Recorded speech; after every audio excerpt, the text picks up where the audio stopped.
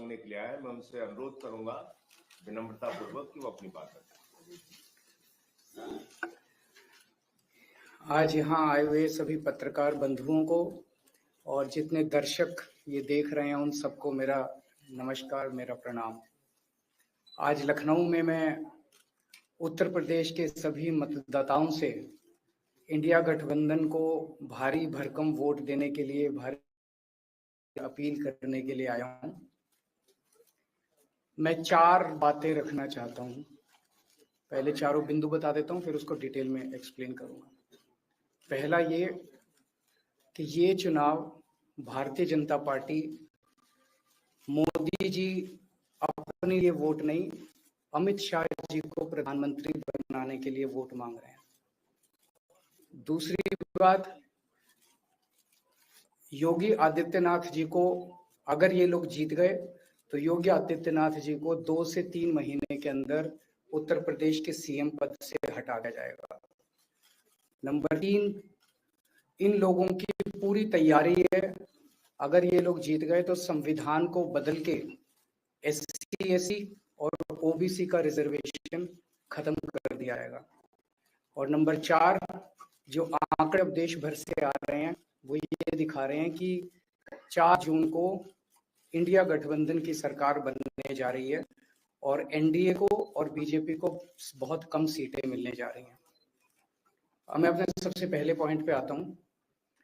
जब 2014 में प्रधानमंत्री बने थे नरेंद्र मोदी जी, तो उन्होंने खुद एक रूल बनाया था कि भारतीय जनता पार्टी के अंदर और उनकी सरकारों में 75 वर्ष से ऊपर कोई भी व्यक्ति होगा तो उसको संगठन में और सरकार में किसी भी पद पे नहीं रखा जाएगा, उसको रिटायर कर दिया जाएगा। और उसका सबसे पहले उस रूल के तहत आडवाणी को और मुरली मनोहर जोशी जी को रिटायर किया गया था। और उसके बाद तमाम यशवंत सिन्हा जी, सुमित्रा महाजन जी, कई लोगों को यहाँ टिकट नहीं मिली। कई लोग जो पद पे बैठे हुए थे उनको पद से इस्तीफा दिलवा के उनको हटाया गया। ऐसे कई सारे लोग हैं। तो अब अगले साल 17 सितंबर को प्रधानमंत्री मोदी जी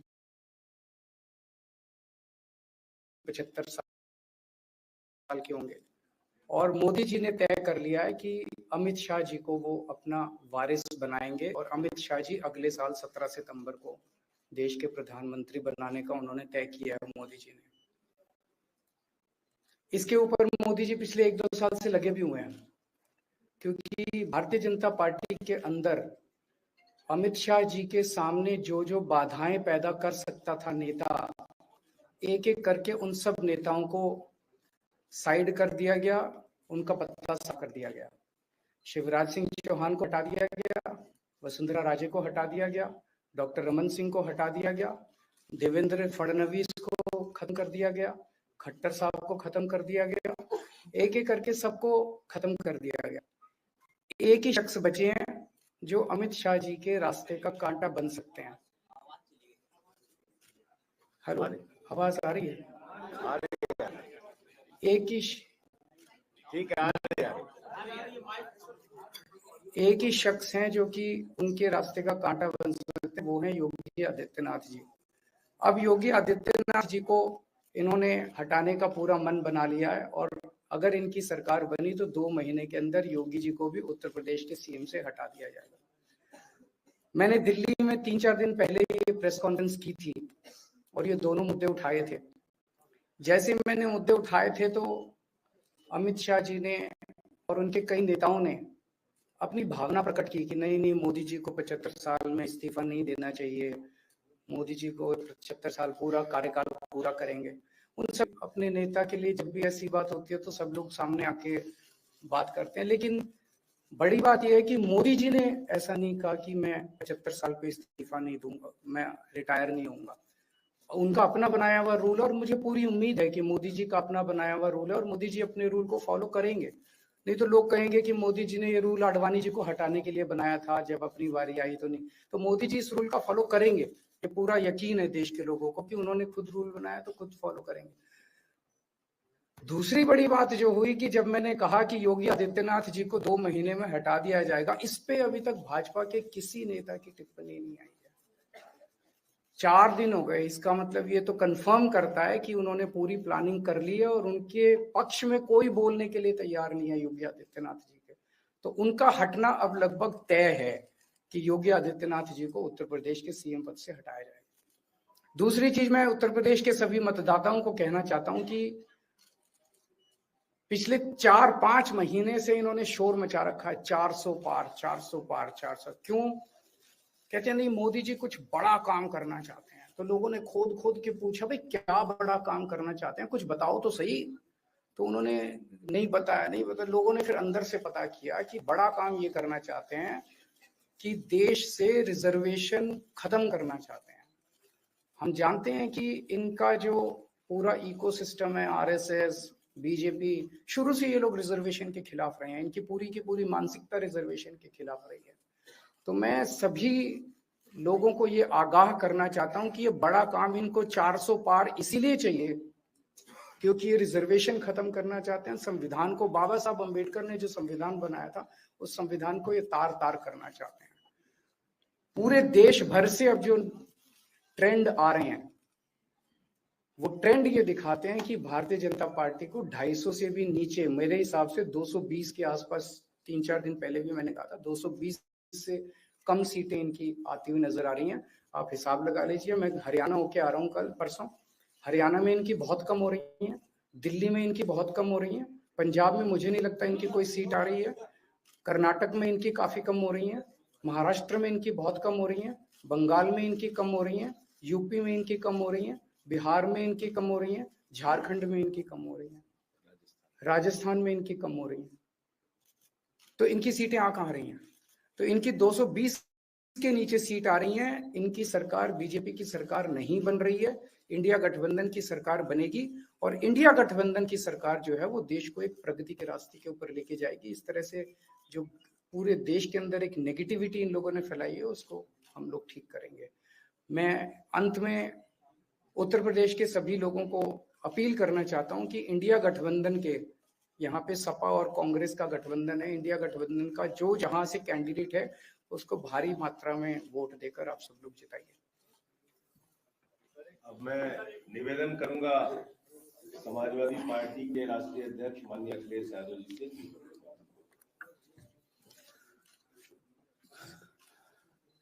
आदरणीय अरविंद केजरीवाल जी का मैं धन्यवाद देता हूं। उन्होंने बहुत महत्वपूर्ण बातें आपके सामने रखी हैं। जो देश का माहौल है और 4 चरणों में भारतीय जनता पार्टी चारों खाने चित हो चुकी है और उनके आंसुओं की नदी उफान में है। भारतीय जनता पार्टी जो 400 पार का नारा दे रहे थे, अब समझ में आया है 4 चरणों के बाद, वो बात तो ठीक है कि आरक्षण पे सबसे पहले हमला करेंगे, लेकिन 400 पार नारा इसीलिए दे रहे हैं कि 543 में 400 के बाद वो सीटें देख रहे हैं, तो वो केवल 143 बन रही हैं। तो वो स्वयं स्वीकार कर रहे हैं कि 143 से ज्यादा वो सीटें जीतने वाले नहीं है, क्योंकि 400 पार सीटें 143 ही बनती हैं और 140 करोड़ की जनता इस बार इन्हें 140 सीटों के लिए भी तरसा देगी। ये यूपी, दिल्ली और पंजाब, ये 99 सीट के खेल में ही उलझ जाएंगे। यहां कुछ इन्हें हासिल होने वाला नहीं है। रोटी कपड़ा और मकान की तो लड़ाई हम लोग लड़ेंगे, लेकिन रोटी कपड़ा और मकान से पहले हमें संविधान बचाना है। संविधान बचेगा तो लोकतंत्र बचेगा और बाबा साहब भीमराव अम्बेडकर जी का दिया हुआ संविधान, ये हमें अधिकार, हमें न्याय दिलाता है। भारतीय जनता पार्टी की इस साजिश को आम लोग समझ गए हैं और इस बार सबसे बड़ी हार भारतीय जनता पार्टी की होने वाली है। अभी तक तो हम ये कहते थे कि ब्रह्मांड का सबसे बड़ा झूठ बोल रही है, अब लग ये रहा है हारने के बाद ये ब्रह्मांड का झूठ का विद्यालय खोलेंगे,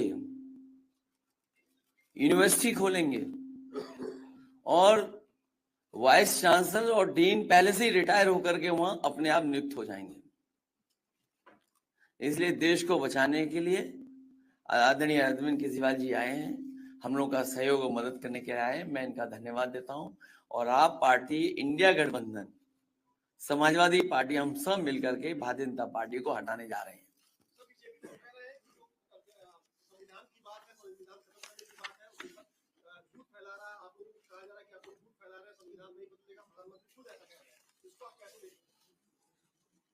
उनकी कौन सी बात सच निकलेगी? अभी आपसे ही कहा कि 75 साल वाला जो वो है रूल नियम, उसको तो फॉलो किया जाएगा ना, इसी से पता लग जाएगा। और एक मिनट, अगर आप इनका इतिहास उठा के देखें पिछले 75 साल का, जनसंघ का, आरएसएस का, थ्रू आउट ये लोग रिजर्वेशन के खिलाफ रहे हैं। तो अब 400 सीटें लाके ये संविधान बदल के उस रिजर्वेशन को खत्म करना चाहते हैं।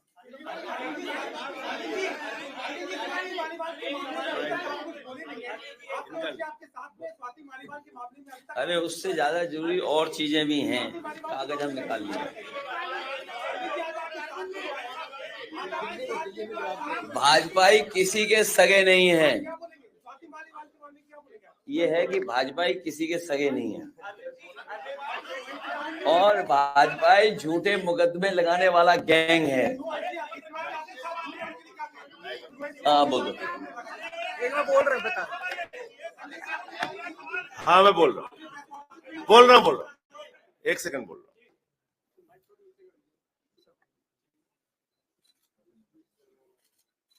सब लोग, पूरा देश हतप्रभ है, दुखी है, आज तक पीड़ित है।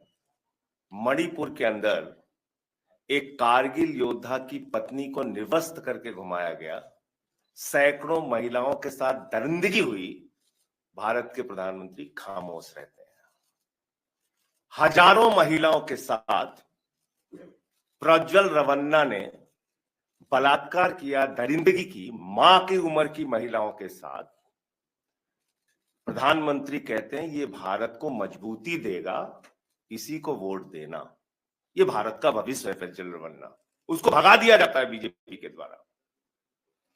पहलवान बेटियां जब जंतर मंतर पे लड़ रही थीं न्याय मांगने के लिए, तो यही स्वाति मालीवाल जो महिला आयोग की अध्यक्ष थी, रात में उनके समर्थन में गई थी, पुलिस के लोगों ने घसीट के मारा था। हमने देखा यहीं उत्तर प्रदेश के अंदर कुलदीप सेंगर के मामले में, हाथरस के मामले में, देश के प्रधानमंत्री खामोश रहते हैं, एक शब्द नहीं बोलते। आम आदमी पार्टी हमारा परिवार है, पार्टी ने अपना रुख साफ कर दिया है और मैं चाहता हूं जितने विषय मैंने आपके सामने रखे हैं, देश के प्रधानमंत्री और भारतीय जनता पार्टी को जवाब देना चाहिए। स्वाति मालीवाल के मामले में जवाब देना, जब वो पहलवान बेटियों के लिए जंतर मंतर पे न्याय मांगने गई थी स्वाति मालीवाल जी, उस समय घसीट के मरवाया पुलिस वालों से। तो इसलिए इस पे राजनीतिक खेल ना खेलें, मैं सिर्फ इतना कहना चाहता हूं। धन्यवाद।